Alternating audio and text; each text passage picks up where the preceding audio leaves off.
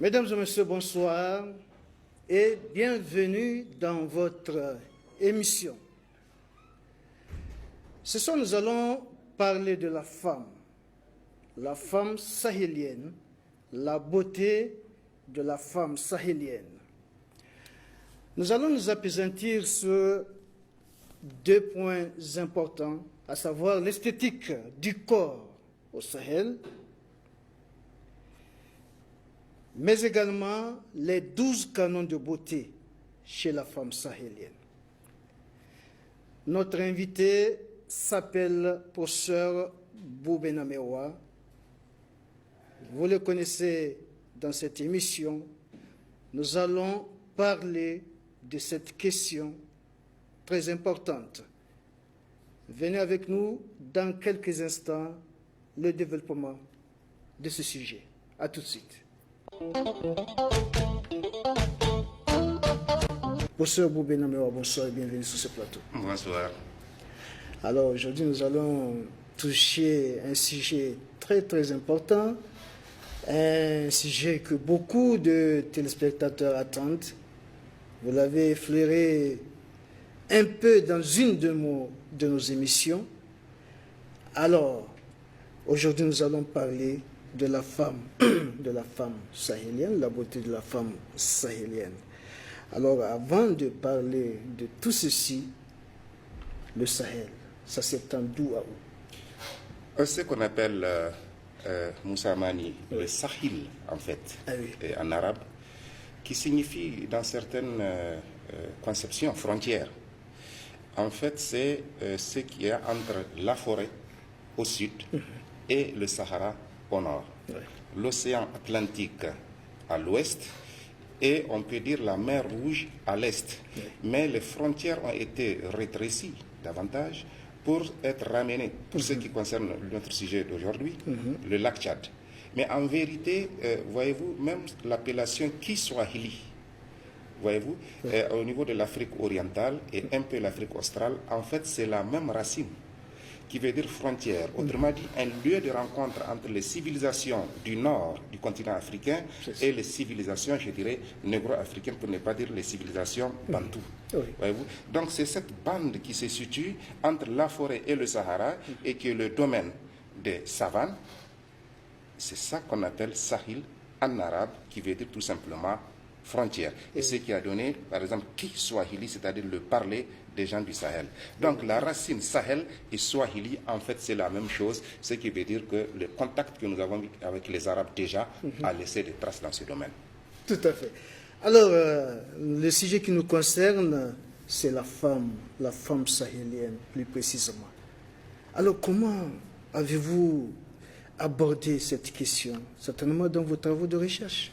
Je voudrais simplement dire que, en fait, c'est au cours de mes recherches que j'ai croisé le thème. Ça se présentait avec insistance et j'étais obligé de la prendre en charge. Figurez-vous que mon mémoire de maîtrise, par exemple, portait sur l'art de conserver la santé dans l'Antiquité grecque à travers Hippocrate et Platon, Hippocrate qui est le père de la médecine moderne, les conceptions philosophiques. Donc déjà, c'est le corps.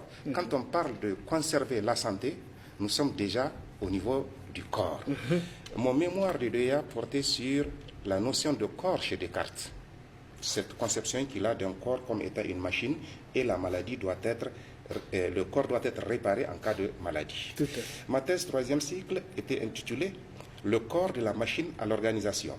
Donc nous sommes passés d'une conception du corps comme une machine qu'on répare en cas de dégâts à la notion d'organisation, ce qui transcende déjà les parties qui sont indépendantes les unes des autres. Autrement dit, toutes les parties du corps sont interdépendantes.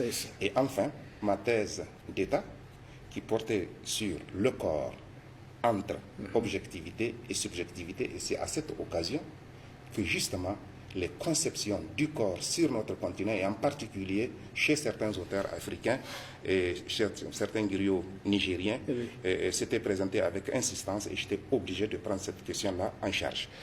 Mais je voudrais préciser qu'au début, lorsque je prenais cette question en charge, j'avais eu peur. Ah oui. J'ai eu peur parce que, figurez-vous que, chemin faisant, je découvrais le corps symbolique. Or, en regardant le corps symbolique, c'est que vous pouvez découvrir même ce que cache l'individu. J'espère que vous me comprenez. Oui, tout à fait. Même ce que cache l'individu. C'est-à-dire que nos habits, en fait, ne sont plus quelque chose qui nous couvre lorsqu'on connaît, par exemple, véritablement le corps, dans ses symbolismes. Les différentes parties du corps renvoient à toutes ces choses que nous cachons, que ce soit chez l'homme comme chez la femme. Donc, à un certain moment, je crois que je n'étais pas mûr pour affronter cette question, puisque quand je regarde quelqu'un, je commence à rigoler. Maintenant, ça ne me fait plus rigoler. À l'époque, donc j'étais assez jeune. Oui, tout à fait. Mais quand j'ai estimé que je suis maintenant mûr pour affronter tout ce qui est caché sans pour autant m'émouvoir, à partir de cet instant, j'ai décidé de prendre cela à bras le corps et de travailler là-dessus, en cachant cela, mettons, aux profanes. Je précise que, en dehors de ma thèse 3e cycle, tous les textes ainsi produits sont à l'IRCH et aux archives nationales. Donc, pour qui veut aller les consulter, pour avoir plus de détails, il peut y aller sans problème. Je crois qu'il peut le consulter là-bas. En dehors de la thèse 3e cycle de la machine, le corps de la machine à l'organisation, tous ces textes ont été déposés à l'IRCH. Donc, beaucoup qui m'ont posé la question auront certainement la réponse là-bas parce qu'on ne va pas tout dire ici, effectivement. Alors, comment avez-vous rencontré toutes ces valeurs de la femme sahélienne? Maintenant, comme je l'ai dit, c'est avec insistance que ça se présentait. Oui. Vous savez, chaque peuple, chaque civilisation, chaque culture a investi le corps humain de certaines valeurs. Autrement dit, quand vous prenez, par exemple chez les Européens, en particulier chez les Allemands, on vous parle des grands blancs aux yeux bleus. Oui.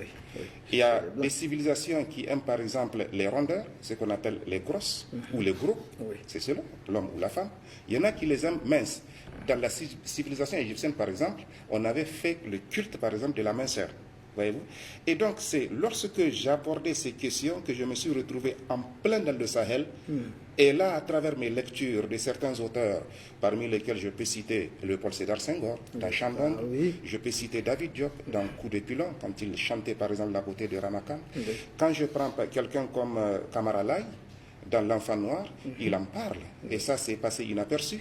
Quand on prend Djibril Tamsir Niane, à travers les deux figures féminines prépondérantes dans l'épopée mandingue, à savoir Fatoumata Berete, qui est la marâtre de Sundiata Keita, et Sogolon Kondé.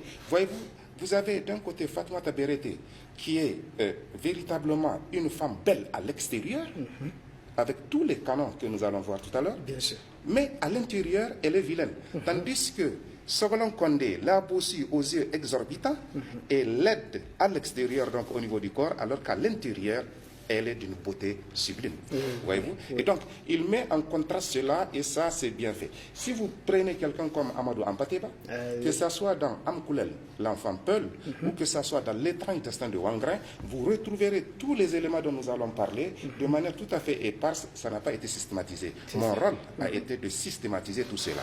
Si je prends deux traditionnistes ici, au Niger, quelqu'un comme Djeli Babadi, que j'ai croisé en 2009 à l'hôtel Ténéré. Il m'a accordé une interview pendant un entretien plutôt, pendant au moins 3 heures de temps. Nous avons passé en revue ce dont nous allons parler. Et quelqu'un comme Diar Sekou qui le dit d'ailleurs. Et ça, nous aurons tout le temps de revenir sur des éléments. Donc c'est de manière, et parce que ça se retrouve dans cette littérature aussi bien écrite qu'orale, chez nous, moi, mon rôle a été de systématiser et de voir qu'il y a une progression, je dirais, arithmétique. Nous aurons l'occasion de revenir là-dessus, où vous avez 3 fois 4. Ensuite, 3 fois 4, ce qui fait en fait 24. Il y a 12 qui sont fondamentaux et 12 qui sont secondaires. Nous aurons l'occasion d'en reparler. Donc, voilà comment j'ai croisé cette question-là. Et j'étais obligé, j'ai dit bien, j'étais obligé de la prendre en charge à mon corps défendant. Très bien. Alors, comment le corps est-il porteur de toutes ces significations? Comme je l'ai dit, il n'y a pas que cela. Voyez-vous un peu dans nos traditions, par exemple, avant que le jeune homme ne se marie, ou avant que 2 adolescents ne se marient, en général, il y a ce qu'on appelle les études ou les enquêtes de faisabilité. Appelons ça comme ça. Il y a des enquêtes préliminaires. C'est pour pouvoir observer les 2 afin de savoir s'il y a une possibilité de les unir. Il ne faut pas que ce soit 2 personnes contraires qu'on va mettre ensemble. Donc, il y a des parties précises du corps qui ont des significations. C'est ça. Quand vous prenez les orteils, par exemple, le gros orteil de la femme ou de l'homme sont porteurs d'une signification précise. Par exemple, je prends chez la femme. Oui. Lorsque vous avez une femme, vous regardez son orteil. Si, lorsqu'elle va arriver chez vous, Oui. elle va dilapider toutes les richesses qu'elle va trouver chez vous, vous le saurez à partir de là. Et surtout lorsqu'elle marche, il y a quelque chose qu'on regarde. Si au contraire, elle doit fructifier davantage votre richesse, vous le saurez là aussi à partir de sa démarche et à partir de ce qu'elle fait. Je n'entrerai pas dans les détails pour ne pas frustrer. Mais chez les hommes aussi. Oui. Lorsque quelqu'un est porteur de bonheur, les vieilles femmes ou les vieillards en tout cas le savent, ce qui fait qu'ils n'hésiteraient pas à unir des êtres humains complémentaires. De plus en plus, ces valeurs ont disparu de tel point. Aujourd'hui, nous voyons simplement qu'on met ensemble deux personnes sans avoir procédé au préalable à cette étude de faisabilité. Je précise par exemple que chaque être humain, c'est pas moi qui le dis, c'est Bernard Werber, un biologiste, en même temps journaliste, qui l'écrit dans sa trilogie des fourmis. Il a écrit 3 livres extraordinaires. Le premier qui s'appelle Les fourmis, le deuxième qui s'appelle Le jour des fourmis et le troisième qui s'appelle La révolution des fourmis. Figurez-vous que dans ce texte, il disait la chose suivante, que chaque être humain est porteur de son histoire. Il suffit de regarder son oreille. Ah oui. Vous, si vous regardez mon oreille là, qu'est-ce que vous voyez? Ouais. Là. Ah oui, c'est comme si je vois un fœtus. Exactement. Donc là, vous avez la position du fœtus dans le ventre de la mère. Ouais. Vous avez la tête orientée là, en bas. Oui. Vous avez le cordon ombilical là, là. Et vous avez ici le placenta, alors que vous avez le fœtus qui est ici. Donc, si l'individu était petit dans le ventre de sa maman, on le saura à partir de là, et s'il était gros, on le saura à partir de là. Je vous donne celui-là qui est, je vais dire, qui n'est pas très mystique. Oui. Il y a d'autres choses, en fait, si vous voulez, qui sont totalement significatives et que nous devrons pouvoir. Donc, si vous regardez, et voyez-vous, maintenant, ce n'est pas une raison de continuer à regarder les oreilles des uns quand les croiser dans la rue, etc. Ce n'est pas du mysticisme, encore une fois de plus. Mais c'est le langage du corps, comme on dit. Autrement dit, notre corps nous parle. Il nous révèle notre identité, il nous révèle notre personnalité, etc., etc. Sans compter maintenant toutes ces modélisations que nous avons autour du corps, où on veut avoir un corps tel qu'on le veut et non tel qu'il doit être. C'est-à-dire qu'on est en train de sortir du corps naturel pour aller vers le corps tel que nous voulons. Vous savez, les jeunes maintenant, ils font ce qu'on appelle l'artérophilie, ils font ce qu'on appelle le body, etc. Tout ça, c'est pour avoir le corps tel qu'ils le veulent. Donc, ils ne veulent plus avoir un corps naturel. Or, le corps naturel, en lui-même, est porteur de significations. Il suffit de savoir quelles sont les significations précises qui sont posées sur ces différentes parties du corps pour savoir qui est l'individu. Alors, professeur, nous allons prendre des exemples à travers ces auteurs que vous venez de citer pour expliquer, pour faire ressortir cette beauté. Nous aurons certainement l'occasion de le faire, mais grosso modo, il faut retenir qu'il y a ce qu'on appelle les 12 canons fondamentaux, Voilà. à savoir 3 choses grosses sur le corps de la femme. Sur le corps de l'homme, c'est autre chose. Ce sont les femmes qui doivent le dire. Tout à fait. Je n'ai, mais nous n'avons pas le temps d'en parler. Non, ça nous concerne la femme. Ce que la femme veut trouver sur le corps d'un homme, elles peuvent le savoir, elles le savent, et en général, hein, c'est un peu en contraste avec le corps féminin. Mais puisque moi, je suis un homme, intéressons-nous simplement au corps de la femme tel qu'on le veut au Sahel. Je dis bien le corps idéal, le corps idéal d'une femme. Le corps idéal, oui. C'est que, et en général, lorsque je les enseigne à mes étudiants, je donne simplement, je dis 3 choses grosses, 3 choses minces, 3 choses noires, 3 choses claires ou blanches. Oui. Vous savez que dans nos langues, le clair et le blanc, il y a toujours une confusion. Oui. Alors, donc, et je leur pose la question, qu'est-ce que vous voulez avoir de gros, par exemple, sur le corps d'une femme? Je vous assure, tous les 12 canons sortent de mes étudiants sans que je ne dise quoi que ce soit. Alors, si je dis, par exemple, qu'est-ce que vous voulez avoir de gros sur le corps d'une femme? Ils me diront tout de suite, premièrement, la chaise. Voyez-vous? Sous-entendu. Absolument. Ça, c'est par pudeur, si vous voulez. Donc, ils diront tout de suite la chaise. Mais pas une chaise, si vous voulez, exorbitante, telle qu'on le voit de plus en plus, c'est cultivé, etc. Mais c'est une question de proportion et de moyenne. C'est ça. Juste milieu, comme on dit. Ils diront la chaise, ils vous diront la poitrine et ils vous diront les yeux. Donc, les 3 choses grosses sur le corps d'une femme au Sahel qu'on veut, c'est les yeux, ce sont le train arrière et c'est la poitrine. Oui. Les trois choses minces, et je précise que les minceurs mettent en valeur les grosseurs et les grosseurs mettent en valeur les minceurs. Si le train arrière est gros, c'est que la ceinture doit être mince. Oui. Si la poitrine est grosse, c'est que le cou doit être mince. Et si les yeux sont gros, c'est que le nez doit être mince. Garcek le dit. Oui.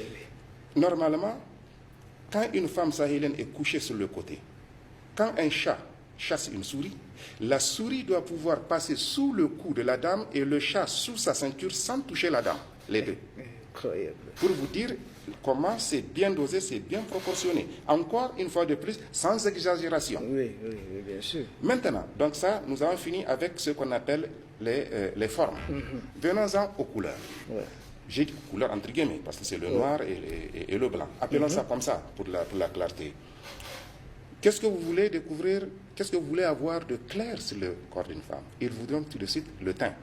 Ah oui. Ce qui explique d'ailleurs, j'ouvre une parenthèse, cette dépigmentation. On a accusé nos sœurs à tort de dire qu'elles veulent ressembler aux Occidentaux. Or, le teint clair, c'est la rencontre, encore une fois de plus, au Sahel, entre la civilisation, entre la race blanche, venue du Maghreb, et la race noire, ce qui nous donne ce teint café au lait comme on le rencontre depuis pratiquement la Guinée-Conakry jusqu'au niveau du Tchad. Voyez-vous? Donc, rencontre, métissage biologique entre le blanc et le noir, ça nous a donné ce teint que les Sahéliens recherchent. Autrement dit, une sorte de symbiose, une sorte d'unité. Je ne pourrais pas dire de contraire, mais une unité de deux choses qui existent différemment. Voyez-vous? Ça, c'est encore une philosophie sahélienne où tout est une question d'harmonie. Donc, le teint. La deuxième chose, ils vous diront les dents. Ouais. Ce qui explique le cure-dent que les femmes portent. C'est vrai, ça a une valeur hygiénique. Mais au-delà de sa valeur hygiénique, il y a un sens totalement esthétique là-dessus. C'est pour ça que vous voyez, presque toutes les Sahéliennes ont toujours un cure-dent. Toujours un cure-dent, elles sont en train de faire leur toilette. On dit, oui, c'est hygiéniquement. Au-delà de ça, c'est esthétique. Il faut que les dents soient claires. Très bien. Je sais qu'il y a certaines cultures dans lesquelles, par exemple, on met des fleurs, avec les fleurs de tabac, pour se rougir les dents, mais je crois que ça, c'est totalement dépassé. Dans le Sahel, vraiment, dans le vrai Sahel, les dents doivent être claires et éclatantes. Ouais. Et naturellement, ce sont les yeux. L'autre blancheur, la troisième. Oui, les yeux, oui. Alors, imaginez des gros yeux, clair, c'est-à-dire le pourtour. Il est clair, blanc d'une blancheur de lait, comme dirait Amadou Ampateba. Vous savez, c'est un peu l'idée, oui. c'est qu'il est. Bien et sûr. donc, il dira une clarté de lait. Oui. Et donc, celle-là, comme dit Garsek aussi, elle vous regarde, vous allez dire, hein? Autrement dit, vous allez répondre, vous allez croire que vous a appelé, elle ne vous a pas appelé, elle n'a fait que vous regarder. Surtout lorsque nous arrivons au dernier la noirceur, surtout lorsque la rétine est noire. Les yeux sont gros, blanc et la rétine est noire. Alors vous imaginez ces yeux fixés, posés sur vous. Je crois que comme l'a dit l'artiste, vous allez dire, hein, elle ne vous a pas appelé, elle n'a fait que vous regarder la pauvre. C'est vous qui êtes dans un état autre. L'autre noirceur, puisque nous sommes arrivés au niveau des noirceurs, ce sont les cheveux. Ah oui. Les cheveux doivent être noirs. Ça, c'est au Sahel. Je suis désolé pour nos sœurs, quand je les vois mettre des mèches, je dirais multicolores, souvent des bleus, souvent du vert, souvent du marron, etc. Et le Sahélien a horreur des cheveux roux. Il faut que nos sœurs le comprennent, ou bien des cheveux jaunes. Ça rappelle une carence alimentaire quelque part. Oui. Donc les cheveux doivent être noirs. La troisième noirceur, c'est l'ensemble. Et là aussi, vous voyez, il y a toujours une mise en valeur. Les noirceurs mettent en valeur les clartés et les clartés mettent en valeur les noirceurs. Et la dernière, c'est naturellement l'ensemble que constituent les lèvres plus les gencives. Ce qui explique, chez la plupart des Sahéliennes, le recours au tatouage sur les lèvres. Je sais qu'au Sénégal, il y a même une cérémonie de tatouage des lèvres et des gencives. Il y en a qui les ont naturellement. Les gencives et les lèvres sont noires pour mettre en valeur la clarté des dents. Voyez-vous? Et la rétine noire, c'est pour ça que vous avez ce qu'on appelle le colli, le fina, que les femmes mettent aujourd'hui de plus en plus de crayon, pour mettre en valeur la clarté du pourtour de l'œil. Voyez-vous? Et maintenant, pour le teint, ça contraste le teint clair, plus les cheveux noirs. On verra dans les 12 autres qui sont secondaires, qu'il y a la longueur des cheveux qui entre en jeu. Les cheveux doivent être longs. Comme dit Yadusek, encore une fois de plus, au niveau des yeux. autrement dit des yeux rouges. Alors les yeux rouges, ça rappelle la puissance, ça rappelle, etc., un certain nombre de choses. Mais bon, voilà les 12 canons, à savoir 3 grosseurs que nous avons eu à décliner, 3 minceurs se mettant en valeur dialectiquement, ensuite les 3 clartés ou blancheurs, je l'avais dit, et enfin les 3 noirceurs. Mais ça, c'est la femme fatale. Ah, ça, c'est l'idéal. C'est la femme fatale. Et quelqu'un comme Boubou Hama, par exemple, dit qu'en fait, une telle femme n'existe pas concrètement. C'est un idéal, c'est un archétype, encore une fois de plus, dans le sens où l'entend Platon, à savoir un type, un modèle. Oui, un modèle tout à fait. Voyez-vous, et il dit qu'il n'y a qu'en vérité Harako et Diko qui a cette beauté-là extraordinaire. Vous découvrez ça dans Merveilleuse Afrique, il décrit Harako et Diko comme étant... et d'ailleurs, c'est le génie qui trompe sur le fleuve Niger. Mais Djeliba Bag est persuadé qu'une telle femme a existé. Versailles, j'espère que ce n'est pas parmi les peuples. Versailles. Il dit qu'elle a existé concrètement. Ah oui. Oui, en tout cas, c'est ce qu'il m'a dit en 2009 lorsque nous avons discuté à l'hôtel Ténéré, lui et moi. Maintenant, il y a les 12 critères secondaires. Secondaires maintenant.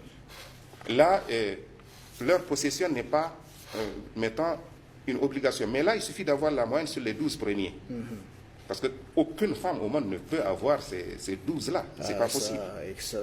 Alors donc, vous avez les 3 longueurs. Le cou doit être long. Et de préférence que ce cou est ce qu'on appelle des colliers, 3 colliers.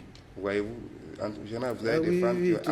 voilà déjà que vous êtes en train de parler de ça. Alors, en dehors de ça, vous avez les membres. Ils doivent être longs, ça c'est la sahélienne. Je reviendrai là-dessus, c'est une question d'harmonie et d'équilibre là aussi. Et enfin, les cheveux, je l'avais dit, ils doivent être longs. Vous avez ce qu'on appelle les 3 grâces. Les 3 grâces, c'est la démarche. La femme sahélienne, et les Occidentaux s'étaient trompés à un certain moment quand ils sont arrivés sur notre continent et qu'ils ont vu la sahélienne marcher. Ils ont dit qu'elle est paresseuse. Non. La sahélienne, quand elle marche, ce bras est ouvert, celui-là est fermé. Et ça se balance comme ça. Vous voyez, quand elle fait ça, vous imaginez, elle a une poitrine, elle a un train arrière, elle a des membres qui sont assez longs. Quand elle fait ça, il y a un équilibre. Donc son corps se balance de côté, de l'autre côté le train arrière, donc ça reprend l'équilibre. Et c'est comme ça. Elle reproduit des courbes. Des courbes. Quand la femme sahélienne marche, c'est des courbes qu'elle reproduit. Ce qui fait que, en recherchant cet équilibre, cette harmonie, elle peut avoir une calebasse sur la tête. Elle est en train de marcher, un bébé au dos. Le bébé commence à pleurer sans qu'elle s'arrête. Elle lâche la calebasse, elle met les 2 mains sans qu'elle s'arrête. Elle prend le bébé, elle continue à l'allaiter tout en ayant l'équilibre. Dites à une femme européenne de le faire, vous serez surpris parce qu'une de mes amies, qui a vu une de mes sœurs avoir un canari sur la tête sans qu'elle ne le tienne, a voulu essayer. On a posé une calebasse, elle est restée figée. Là, elle n'a pas pu. Et donc, la démarche doit être une démarche gracieuse qui reproduit des courbes. C'est une question de courbes, de cercles, etc. Voyez-vous, elle doit pouvoir marcher. Et c'est pour ça que Senghor dit, quand tu marches, on dirait un serpent. Voyez-vous, donc elle doit pouvoir marcher gracieusement en mettant tout en équilibre. Je reviendrai là-dessus. Le regard doit être gracieux. Alors imaginez, gros yeux, blancs, noirs, avec crayon ou collier, être posé sur vous, c'est tout à fait normal que vous répondiez de la manière dont on a répondu. C'est ça. Je parlais de la grâce, le sourire. Justement, les lèvres plutôt sont noires, les gencives sont noires, les dents sont claires. Si elle vous sourit, encore une fois de plus, le regard posé sur vous, elle vous sourit en dandinant devant vous. Je crois que, excusez-moi, ce n'est pas pour faire du sexisme ou pour quoi que ce soit. Je crois que quand vous avez une telle femme chez vous, en sortant du bureau, vous n'irez nulle part, directement à la maison, à mon avis. Il y a ce qu'on appelle les 3 fentes. Vous savez tous le rapport que le Sahélien a aux fentes au niveau des dents. C'est ce qu'on appelle l'Oshiria en Hausa, ou Safaria en Songoï. Je crois qu'une femme qui vous sourit, qui a ça, qui vous sourit tel que j'ai décrit le sourire tout à l'heure, qui vous regarde, alors là, c'est le comble. Le front doit être fendillé et le menton doit être fendillé. C'est ce qu'on appelle les 3 fentes. C'est la seule verticale que nous avons sur le corps d'une femme. Tout le reste est une question de rondeur, est une question de courbe. Et c'est pour ça qu'on l'inscrit dans ce qu'on appelle l'esthétique des courbes sur le continent africain et précisément au Sahel. Et Senghor décrit ça d'ailleurs de manière tout à fait, je dirais, excellente. Il le décrit vraiment de cette manière. Je laisse les 3 finesses à vos téléspectateurs pour qu'ils puissent découvrir c'est quoi les 3 choses fines qui restent parmi le machin. Ça, j'ai fait de la rétention. Ah bon? Voilà, donc, vous imaginez cet ensemble mis en mouvement. Les 3 grosseurs, les 3 minceurs, les 3 noirceurs, les 3 clartés, les 3 longueurs, les 3 grasses, les 3 fentes et les 3 finesses que je n'ai pas eu à dire. Si vous avez une telle femme, je crois que vous êtes exposé au plus puissant. Il n'est pas souhaitable d'avoir une telle femme. Voilà ce qu'on appelle les 12 canons de beauté féminin sur le corps féminin au Sahel, plus les 12 autres qui sont secondaires de la possession, n'est qu'un plus. Mais, comme je l'ai dit, on ne peut pas les avoir tous sur une seule femme. C'est un idéal, encore une fois de plus, pour dire que de la même manière que d'autres peuples ont investi le corps féminin et le corps masculin de certaines significations ou d'une certaine vision, eh bien, là aussi, nous en avons. Parce qu'un tel corps, par exemple, c'est de la suggestion, comme dira. Donc, en la regardant déjà, si c'est votre épouse, parce que c'est ce qu'il faut dire, si c'est votre épouse, vous revenez, eh bien, quand elle dandine devant vous, une telle femme, vous êtes assis. Si la chambre a ce qu'on appelle le Turaramouta déjà, qui agrémente, là c'est une question d'odeur. Donc il faudrait que ça soit parfumé. Vous avez ce corps devant vous. La chambre est parfumée. Si cela est agrémenté davantage avec ce qu'on appelle les perles, vous voyez, les femmes, à l'époque c'était des coris que les femmes mettaient à la ceinture. Mais après, c'était devenu, je préfère dire perle, pour ne pas dire ça en langue. En langue, oui. Voilà, puisque ça renvoie à autre chose. Ah oui, au Sénégal, c'est très fréquent. Même pas au Sénégal, ici au Niger, tout le monde connaît, excusez-moi, Jigeda, Kokatana, tout le monde connaît ça. Et donc, c'est une promesse, si vous voulez, d'une nuit douce et agréable. Donc, ce sont des astuces féminines pour pouvoir davantage séduire. Et le mari, et ça évite un certain nombre de choses que nous constatons de plus en plus aujourd'hui, malheureusement, qui ont tendance à disparaître. Voyez-vous, donc, lorsque vous avez ça, il va falloir que vous soyez vigilant chez vous. Il va falloir que vous soyez, j'utiliserai un langage de football, un marquage à la culotte. Ah bon. Voilà. Mais le problème qui se pose, le problème qui se pose, c'est qu'une telle femme, en général, à l'intérieur, elle est vilaine. Vilaine entre guillemets. C'est-à-dire que le caractère, c'est autre chose. Parce que si elle est consciente de ce qu'elle représente à l'extérieur, eh bien, vous qui êtes le mari, elle va vous soumettre à rude épreuve. Donc, elle se dit, de toutes les façons, même si je ne suis pas avec lui, quelqu'un viendra. Ce qui fait que, très souvent, hélas, elles soumettent leur mari à rude épreuve. En tout cas, elles l'exposent au courroux des puissants. Alors qu'une femme laide, elle sait qu'elle est laide, ou en tout cas, les gens ont projeté sur elle qu'elle est laide, parce qu'elle n'est pas laide en elle-même, en soi.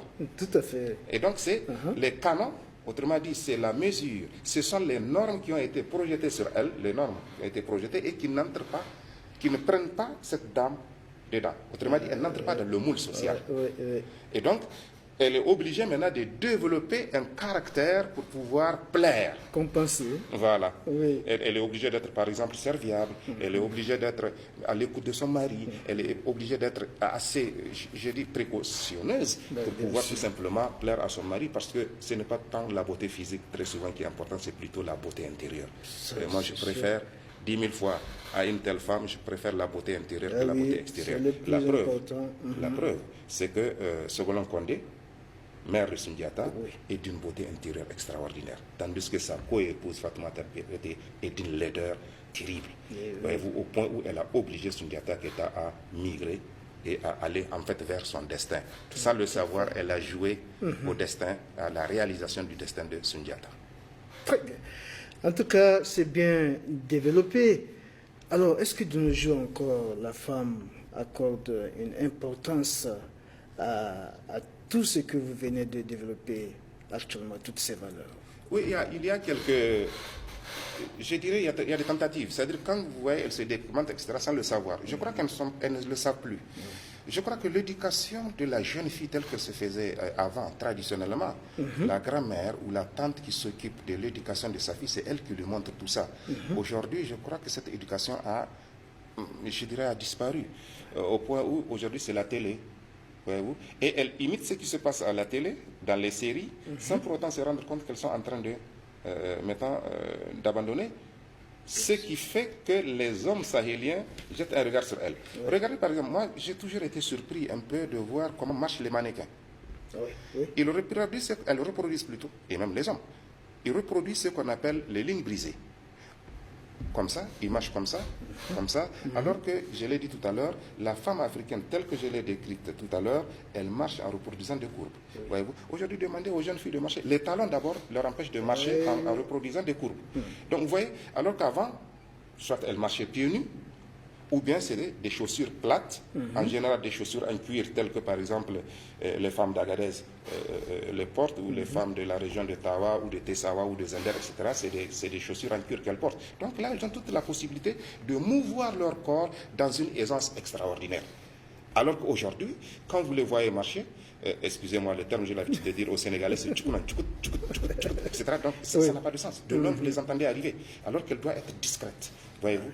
Et puis, se mouvoir avec aisance. Et c'est pour ça que quelqu'un comme Bergson disait la chose suivante. C'est vrai, il a hérité d'Aristote déjà de la poétique, mais quelqu'un comme Bergson disait que lorsqu'il y a continuité, sans rupture, parce que marcher en reproduisant des courbes, ça veut dire qu'il y a une continuité, il n'y a pas de rupture en tant que telle, il y a une harmonie. Alors que les lignes brisées sont des lignes saccadées, c'est des moments. Et ces moments ne permettent pas de se mouvoir dans une aisance extraordinaire. La femme africaine ou sahélienne qui marche en reproduisant des courbes est à l'aise. Elle peut faire de longues distances. Prenez les femmes Wadar par exemple, qui peuvent vous parcourir. Et justement, regardez bien les femmes Wadar marcher. Vous allez retrouver ces courbes-là qu'elles reproduisent. Les gens ne se rendent pas compte. Elles marchent toujours comme ça. Même quand l'autre bras est immobile, celui-là continue à se mouvoir comme ça. Et elles peuvent faire de longues distances parce qu'elles marchent dans l'aisance. Demandez à nos jeunes sœurs aujourd'hui de vous faire 10 km à pied, je crois que vous tomberez de nuit. Elles vont vous dire où est la moto ou bien où est le bus. Ça, c'est sûr. Donc c'est une question d'aisance, c'est une question d'harmonie. Quand tout est harmonieux, c'est qu'il y a une aisance dedans. Mais ça a disparu, malheureusement. Bon, il y a quelques éléments qui ressortent où elles mettent des mèches, par exemple, pour prolonger leurs cheveux. C'est vrai que même avant, ça se faisait. Mais elles avaient, les femmes à l'époque, leur secret. Le beurre de karité, le beurre de vache, dont elles s'induisaient les cheveux pour que les cheveux poussent davantage. Aujourd'hui, les produits chimiques ou cosmétiques que nos sœurs mettent, ça dégrade, et puis elles mettent des mèches souvent coupées sur les têtes des Asiatiques, etc. C'est une vidéo que j'ai vue dans ce sens-là. Et donc, je trouve qu'elles font des choses peut-être pour ressembler à ça, mais sans être conscientes de ce qu'elles sont en train de faire. Elles se dépigmentent, elles se brossent les dents, etc. Bon, j'ose croire que c'est dans ce sens-là.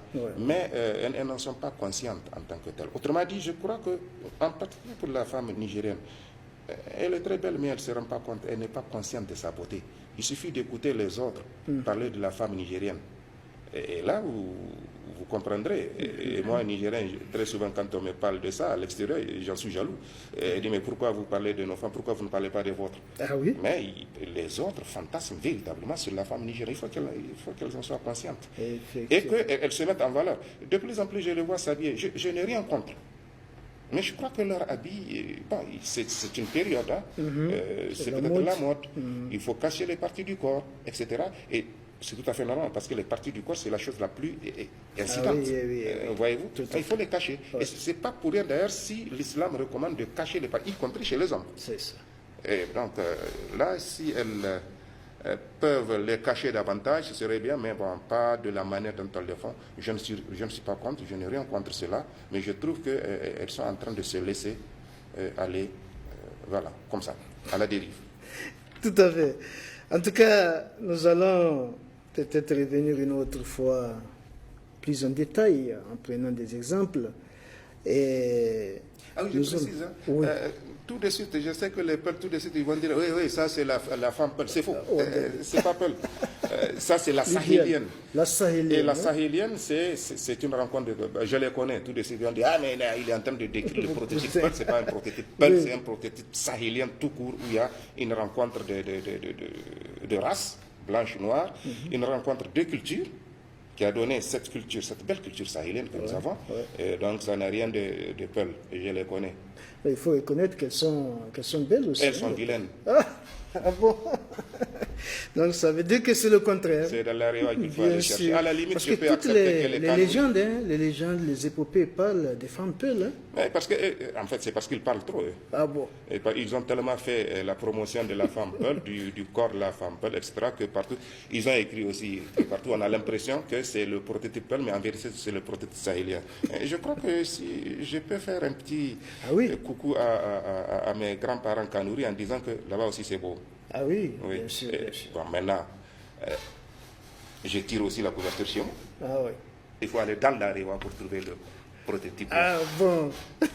La charité bien ordonnée. Ils seront jaloux, les femmes, mais c'est leur affaire. D'accord. Allez, avant le message donc de fin, nous avons, comme il est de tradition de cette émission, toujours les questions surprises. Alors, dans la vie, il y a des moments où l'on est heureux. Alors, dites-nous deux moments où vous êtes heureux, où vous vous sentez bien dans la vie. Deux moments. Deux moments où je me sens bien. Oui. C'est qu'il y en a beaucoup, mais on prend deux. En général, quand je suis sur la colline de mon village, je suis très heureux. Ah oui, pourquoi? Parce que j'ai la vue sur le Dalol, sur la vallée du Dalol.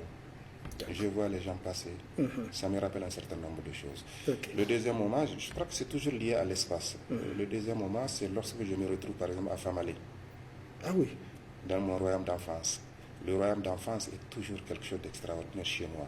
Me mettre devant le fleuve et regarder. L'année dernière, quand j'ai été là-bas, j'ai été très ému de retrouver les différents coins que je connaissais quand j'étais petit. Donc mes deux moments, c'est lorsque je replonge dans mon royaume d'enfance, pour parler comme Senghor. Très bien. Alors, que signifie le sourire pour vous? Le sourire signifie tout simplement, comme on dit traditionnellement, ça veut dire tout simplement une question d'ouverture.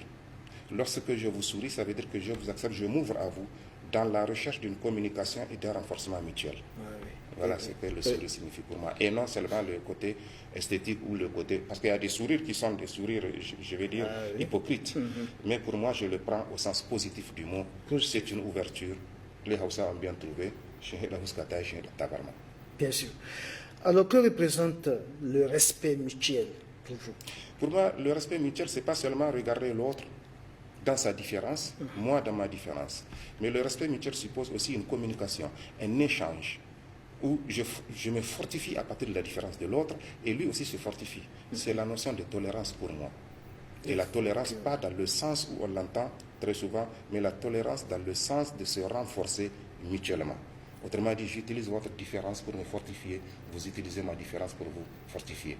Vous n'existez pas tant que je n'existe pas, je n'existe pas tant que vous n'existez pas.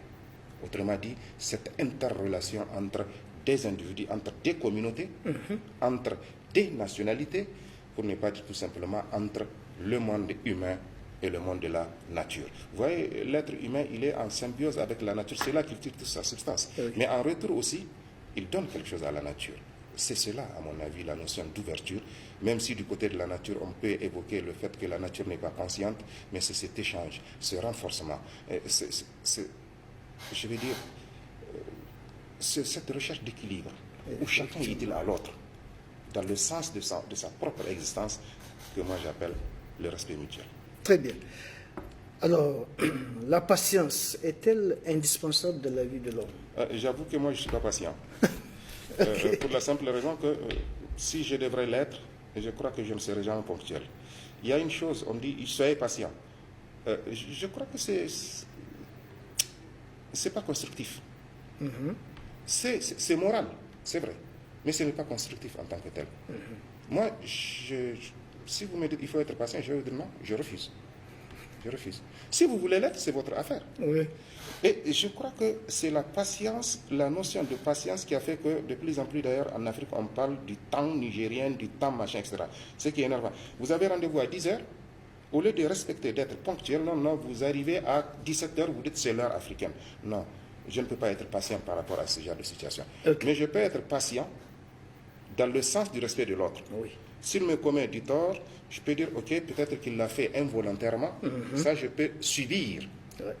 Je dis bien subir, parce que c'est cela le sens du mot patient qui vient de patio, c'est-à-dire subir quelque chose. Tout à fait. Là, je peux subir sans réagir, mais par rapport au temps, je refuse.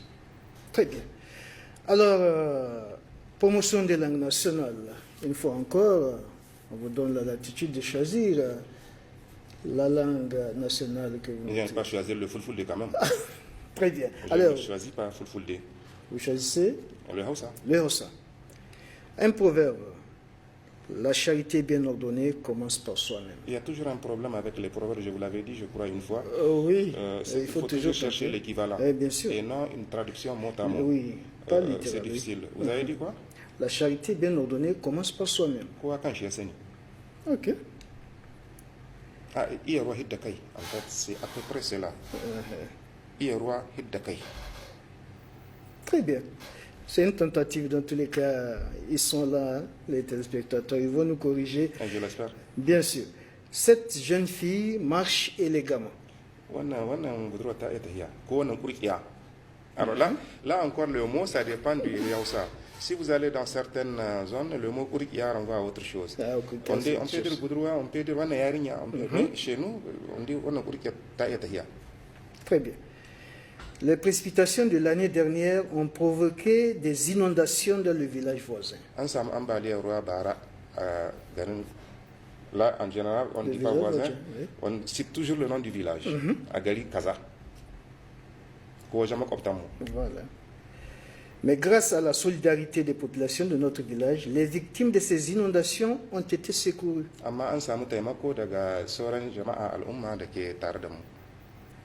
Un autre proverbe, ce que femme veut, Dieu le veut. Ah. Je ne suis pas sûr. Mais on vous demande je ne suis pas sûr. Il ne faut pas aller en profondeur. Je crois que je dirais simplement... je vais traduire mot à mot. Allez-y, il n'y a pas de problème. Mais ça me pose énormément de problèmes parce que je n'arrive pas à trouver le truc. Parce que je ne suis pas sûr dans notre contexte. Bien. Si cela est vrai. Oui. Parce que c'est vrai que très souvent, on respecte beaucoup la femme, mais très souvent, ses vœux ne sont pas du tout exaucés. Donc on peut dire, très bien. On va finir avec deux autres proverbes. Ça très connu, je sais que vous allez vous en sortir. Les bons comptes font les bons amis. Je ne sais pas. Vous savez, c'est ça un problème avec les proverbes. C'est que j'ai toujours un proverbe pendant quelque part. Oui. Qui me dit exactement le contraire.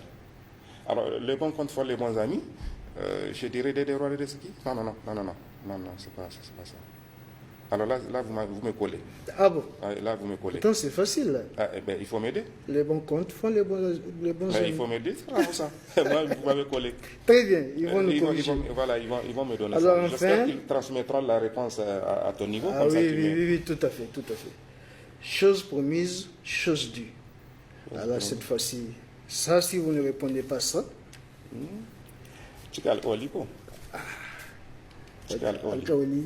Alcooli. Parce que c'est quand vous promettez quelque chose, vous avez fait alcooli. Bien sûr. Et quand c'est dû, c'est qu'un chic alcooli.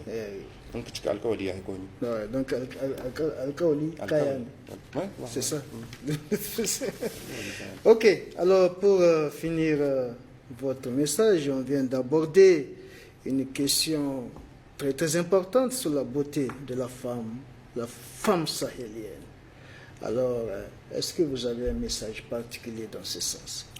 C'est encore une fois de plus, c'est pour que la jeune génération puisse s'incruster davantage dans nos valeurs.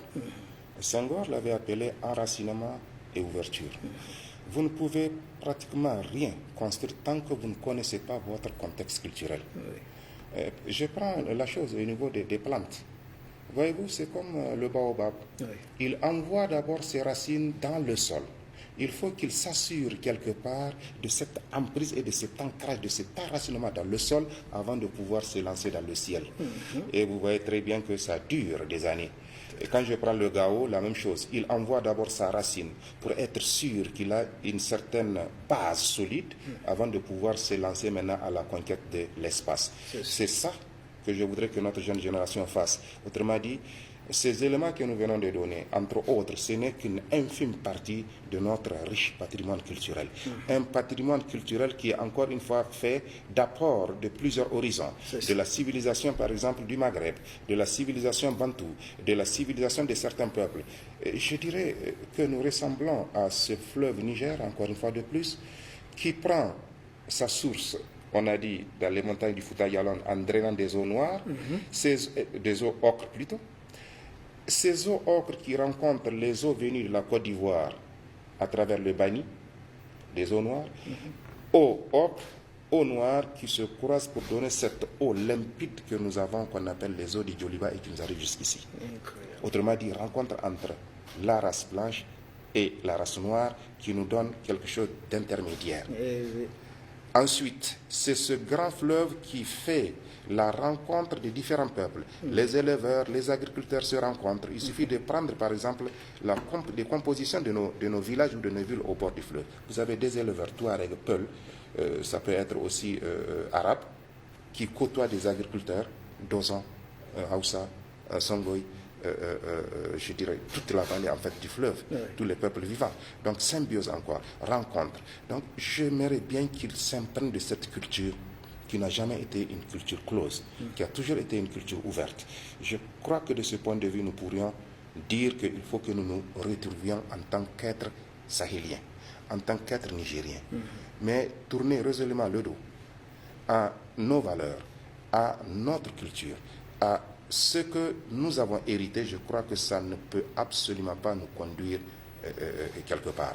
Il nous faudrait encore une fois de plus connaître, vivre ça, nous ouvrir à l'autre. Au demeurant, aucune civilisation, je le dis, aucune civilisation, aucune culture ne saurait survivre tant qu'elle n'est pas ouverte à des apports extérieurs. Ça, c'est sûr. Mais être déraciné comme ça, déraciner justement, il faut déraciner un arbre, le résultat c'est qu'il meurt. Oui, il va tomber. Donc, vous avez beau arroser avec quelque chose qui vient de l'extérieur, tant que ce ne sont pas ces racines qui lui donnent sa substance, je crois qu'il est condamné à mourir. Nous sommes la même chose. Tant que ce n'est pas à partir de nos racines, à partir de ce que nous avons été, que nous nous alimentons, je crois que nous sommes condamnés à disparaître. Mais si nous plongeons nos racines dans les profondeurs de notre culture, nous aurons de la solidité afin de pouvoir affronter le monde. Hélas, je vois que la jeune génération est en train de tourner le dos à ce qui nous est, je dirais, ce qui nous a été légué. Pas de ce qui nous est propre, puisque je vous ai dit que ça vient de loin. Mais ça nous est propre dans le sens justement de, je dirais, de la fabrication. Voyez-vous, je crois qu'au Sahel, nous sommes comme des abeilles. Nous récoltons sur presque toutes les fleurs, et nous donnons ce produit qu'on appelle le miel culturel. Une abeille, elle butine, et elle vient, elle vous donne du miel, ce produit. C'est ça. Et je crois qu'au Sahel, c'est comme ça. Nous avons du miel, il faut boire avec modération. Voilà, mesdames et messieurs, j'espère que vous avez appris beaucoup de choses à propos de la femme sahélienne, notamment la beauté de la femme sahélienne, l'idéal chez la femme sahélienne. Alors l'idéal, c'est l'idéal à atteindre, n'est-ce pas? Et vous avez suivi les conseils du professeur Boubé Namewa à propos de cette question. On s'arrête ici. On se donne rendez-vous la semaine prochaine, Inch'Allah, pour un autre numéro. À la prochaine.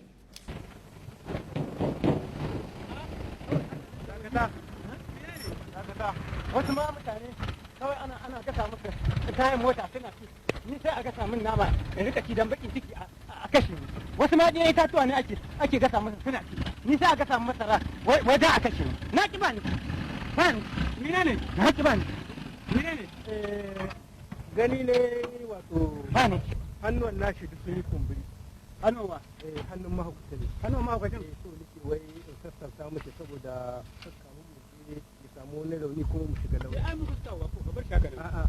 Bari in sabki shi. A sauta mishi daga wani kaka sauta mishi daga wani.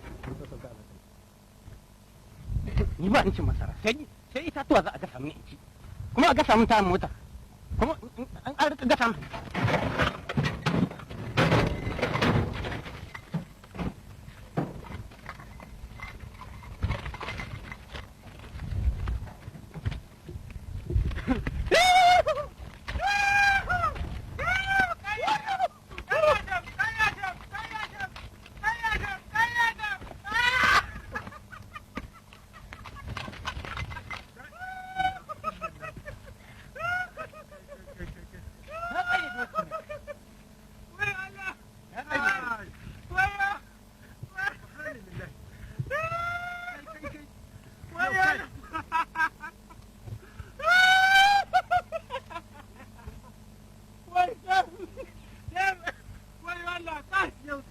ka samu da ba da ina gana wul na kai ki bishi a shi ne koro ka kai wai ba ka mun barka ma da amma sha ba kai gudu gare ka baba na ka ma shabba shi shabdin gudu ne la haula wala quwwata kai ce mun akai shabdin da umbu ma ka ci ka to matso da mota kai wuce madini matso da mota ka kai wuce madini haka bari matso da mota haba amma shabba Allah gwada ma gudu Allah gwada ma gudu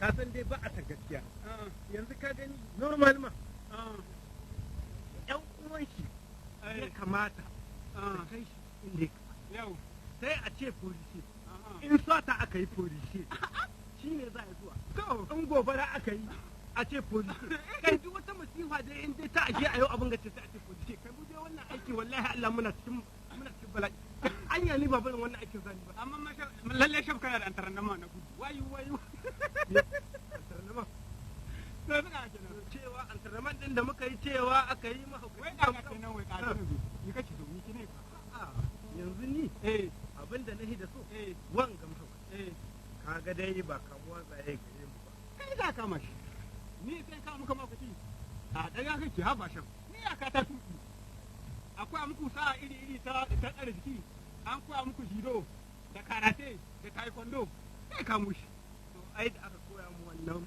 ba ce aka yi mu kai fa da mu mahaukaci sai dai ka mushi kai ne ba ni dubara ta ɗaya ce tunda dai na ga kai ma ba ka huska ka kama mini zan je ga gari can sai ka da wala ka ji sai ka da in yau kan yan mutane a zo a kama shi mu ci gaban mu kai shi inda aka sai ka da wato sai ka fanfalaki ba mu taba min ga wanda za a taba mana abu ba a taba shi dan bakin ciki ana gasa ma mutane ta mota suna kini mun ku rika gasa min nama ina ci kuma wasu mutane ana gasa musu yin itatuwa suna ci ni sai ku gasa min masara a bani in ci a kashe ni ko na ci ba ni soki na gana yanzu na ɗanye shi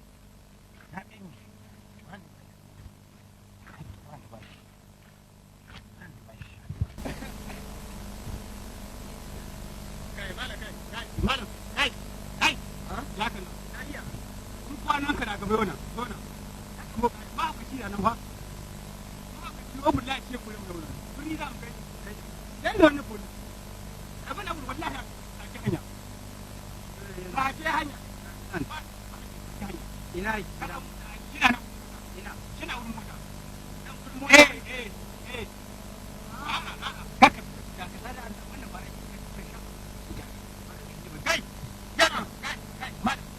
kai a ce mu wannan kai a ce san dan kai a ce anan to juya ne ce mu je juya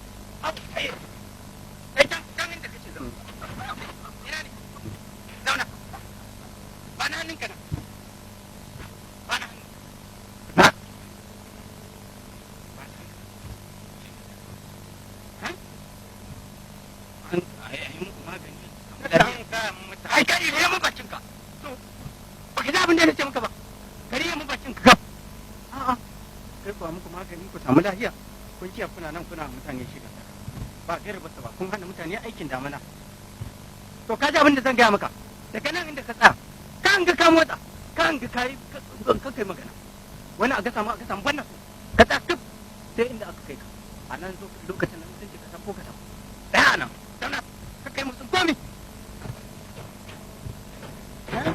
to ma to haba to san saboda ina wucewa ta da sannu yau sannu wallahi suna ka da Allah suna na malam Hussein wani gari ina nan katari amma da abu na asiri ne ko to ka san sha'ani yanda kun tafa yan bari ni direba yawa yau ai shi mun kuma ka gani abin nan na uwaye da kakanni da suka bara wanga gadi har yau bamu bar shi ba ka gani to ni ma Allah sai ka tafi ka gan shi bamu bar shi ko kuma bariki ta hana ku dadma ta hana ku kusha Allah sai ka tafi ina ne gidan naka ina su ba ta maganin ka tafi Allah sa ka gida shafu nan to shi da ma abin kura ai shi ba mata shi to yana nan wurin ya sai ya mutane akan ma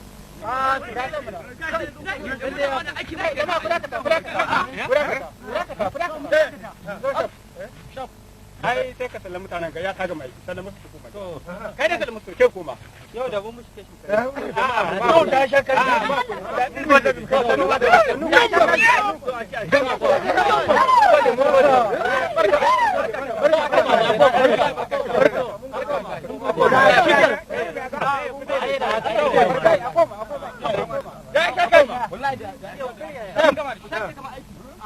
yau na ga wanga mutum da ya zo da har na hana bi duk abin da yake mahaukacin da sai yi yace ya zo yace yadda wannan kalma yadda yace hau mota ya hau ya saba ya dan mishi kaga nan asiri saboda Allah gaida shi wannan abin na ga muku wannan asiri ne kawai ko da yace mahaukaci ya ka da hakuri shi ne sai yace tsaga mamaki yace mahaukaci ya zo yace aje abin da ya aje yace taka mota ya taka yace ba da hannu ya dan mishi gam sai da ga mutunan to wannan asiri da ke gashi wallahi shau kai ga so kama gaida shi gaida shi haram mai gida muna lahiya